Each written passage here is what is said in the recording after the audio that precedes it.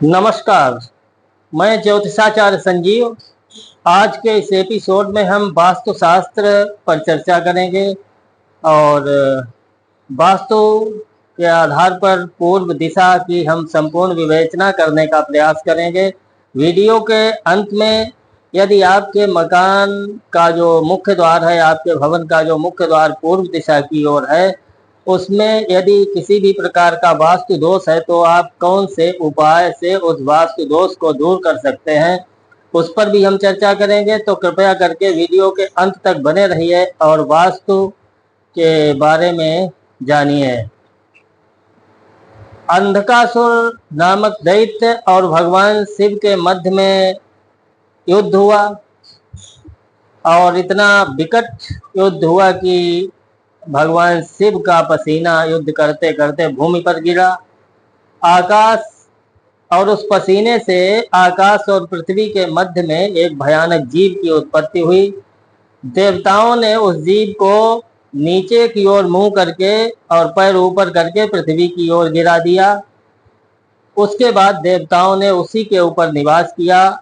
इसी कारण उसको हम वास्तु पुरुष कहते हैं और वो वास्तु पुरुष देवताओं के लिए और हम सभी मनुष्यों के लिए पूजनीय है। इसलिए सबसे पहले हम वास्तुदेव की प्रार्थना करते हैं। ओम वास्तु देवताभ्यो नमः।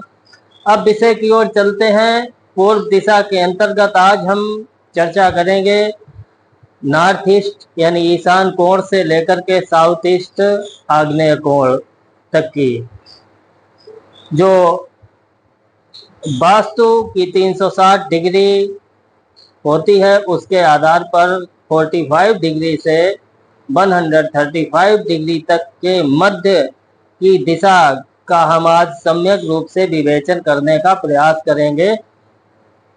तो क्योंकि 45 डिग्री से ईशान कोण प्रारंभ होकर के 135 डिग्री तक आग्नेय कोण होता है, इसी के मध्य में पूर्व दिशा आती है।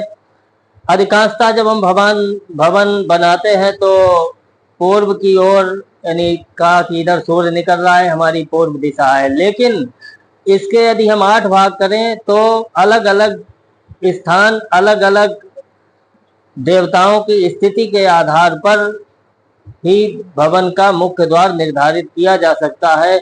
पहले भी हमने जो वास्तु से संबंधित वीडियो बताया कि हमेशा वास्तु देखने में हमें दिशाओं का ज्ञान होना, सम्यक रूप से ज्ञान होना बहुत आवश्यक है। मोबाइल का कंपास या जो घड़ी नुमा तमाम प्रकार के कंपास आते हैं वो एक्यूरेट दिशा तो बता देते हैं, लेकिन उस दिशा से कभी भी आप डिग्री के आधार पर विधिवत निर्धारण नहीं कर सकते हैं कि यहाँ से यहाँ तक का भाग कितने एंगल पर आ रहा है, कितनी डिग्री पर आ रहा है। तो उसमें वास्तु संबंधी कई एक गड़बड़ी होने की संभावना रहती है। इसलिए कभी भी वास्तु संबंधी कोई आप विजिट करें, वास्तु से संबंधित कोई सर्वे करें तो हमेशा इस तरीके से लैब से में जो सर्टिफाइड कंपास होते हैं, हमेशा इस तरीके के सर्टिफाइड कंपास से ही दिशा का विधिवत निर्धारण हो सकता है। क्योंकि जब आप ब्रह्म स्थान से कंपास रख करके देखेंगे तब सही दिशा का निर्धारण हो सकेगा। तो हमेशा उचित कंपास के द्वारा ही वास्तु का निर्धारण कीजिए। तो चलते हैं सबसे पहले ईशान दिशा से अग्नि कोण की ओर, अग्नि दिशा यानी आग्नेय कोण की ओर, आग्नेय दिशा की ओर कौन कौन सी डिग्री कहाँ तक और उसके कौन से देवता हैं, उनमें यदि हम भवन का मुख्य द्वार रखते हैं या बने हुए भवन का मुख्य द्वार उस दिशा में है तो किस प्रकार का फल होगा। सबसे पहले वहीं से शुरुआत करते हैं। ईशान कोण यानी नॉर्थ ईस्ट जिसकी डिग्री होती है 45 डिग्री, तो 45 से 55 डिग्री तक सिखी नामक देवता का स्थान होता है। 55 डिग्री से 65 डिग्री तक पर्जन्य नाम के देवता का स्थान होता है। 65 डिग्री से 75 डिग्री तक जयंत नामक देवता का स्थान होता है। और 75 डिग्री से 85 डिग्री तक इंद्र नामक देवता का स्थान होता है। 85 से 95 डिग्री तक पूर्व सूर्य देव का स्थान होता है। हम लोग जो पूर्व दिशा यानी कंपास के द्वारा जो 90 डिग्री है उसको हम पूर्व दिशा मानते हैं, लेकिन इसका जो उचित माप है वो 85 डिग्री से 95 डिग्री, हालांकि किसी के मत में 90 डिग्री आता है, तो 90 डिग्री बिल्कुल पूर्व का सेंटर है, तो ये सूर्य का स्थान होता है। 95 डिग्री से 105 डिग्री तक सत्य नामक देवता का स्थान होता है, और 105 से 15 डिग्री तक भृष नामक देवता का स्थान होता है। 115 से 125 डिग्री तक अंतरिक्ष नामक देवता का स्थान होता है, और 125 डिग्री से 135 डिग्री तक अनिल नामक देवता का स्थान होता है। इसी स्थान को आग्नेय कोण बोलते हैं।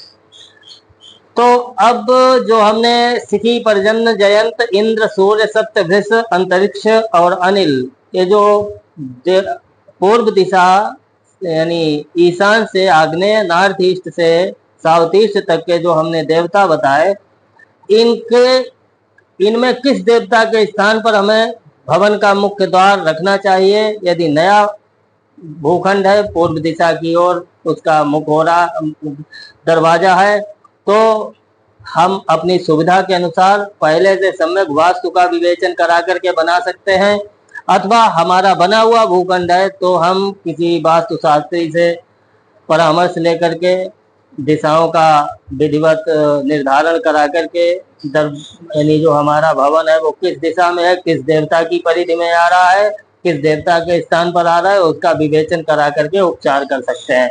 सबसे पहले जो 45 डिग्री से 55 डिग्री तक सिखी नामक देवता का स्थान बताया गया है, उसमें दरवाजा नहीं होना चाहिए। उसमें यदि सिखी नामक देवता के स्थान पर हमने द्वार अपना रखा तो हमको, उस भवन में रहने वालों को हमेशा अग्नि भय की संभावना रहेगी।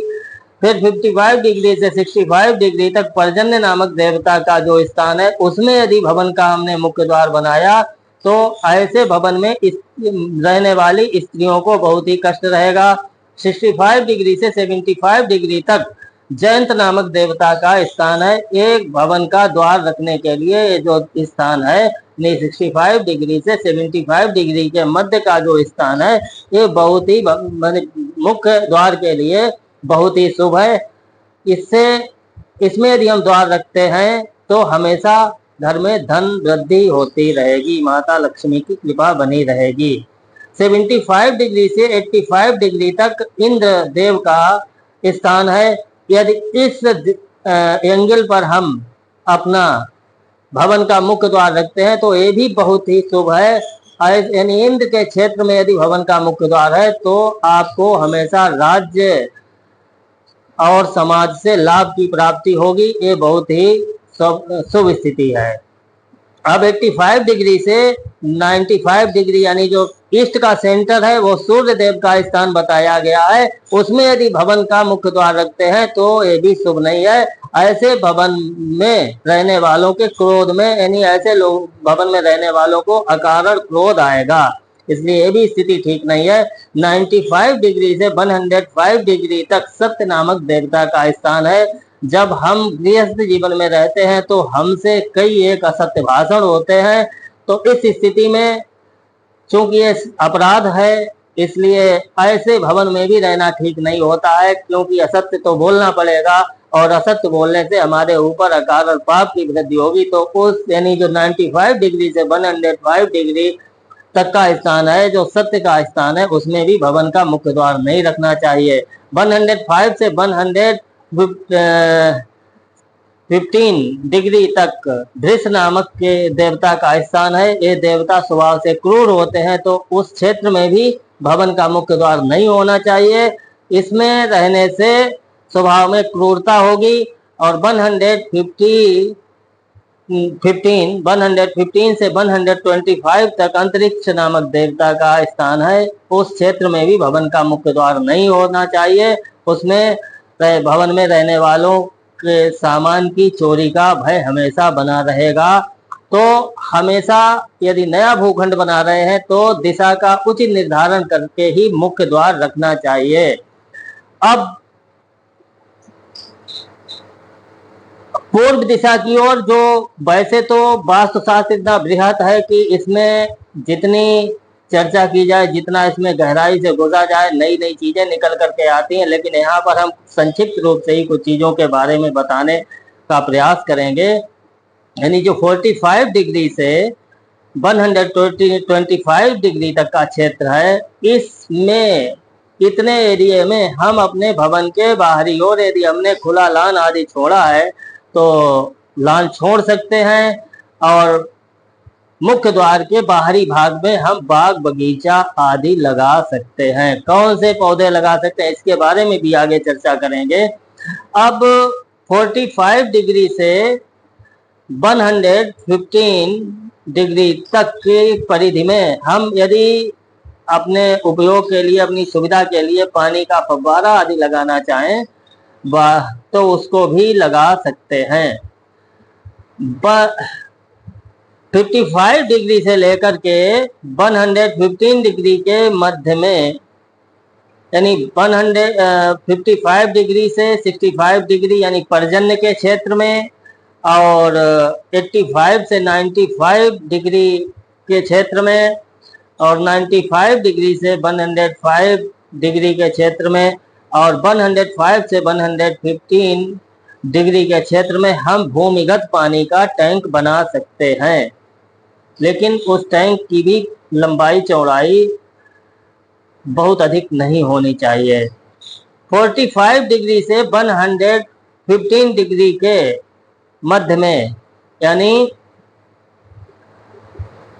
ईशान कोण से लेकर के सिकी नामक देवता के क्षेत्र से लेकर के भृष नामक देवताओं के क्षेत्र में, सिकी, पर्जन्य, जयंत, इंद्र, सूर्य, सत्य और बृहस्पति, इन देवताओं के क्षेत्र में हम अपने घर का मंदिर और पूजा स्थान बना सकते हैं।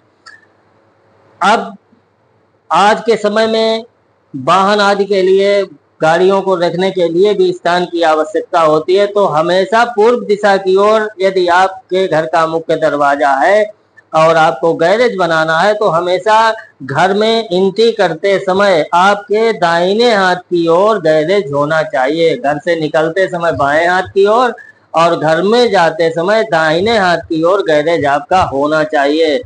पूर्व दिशा में जो, यानी हमने ईशान से आग्नेय दिशा तक का क्षेत्र बताया, इसमें कभी भी सेप्टिक टैंक ना बनवाएं। पानी की निकासी घर में जब रहते हैं तो बहुत, यानी जो वेस्टेज पानी है, टॉयलेट का पानी है, रसोई घर का पानी है, इसको निकालने की व्यवस्था उचित होनी चाहिए। तो इसको किस स्थान पर रखना चाहिए?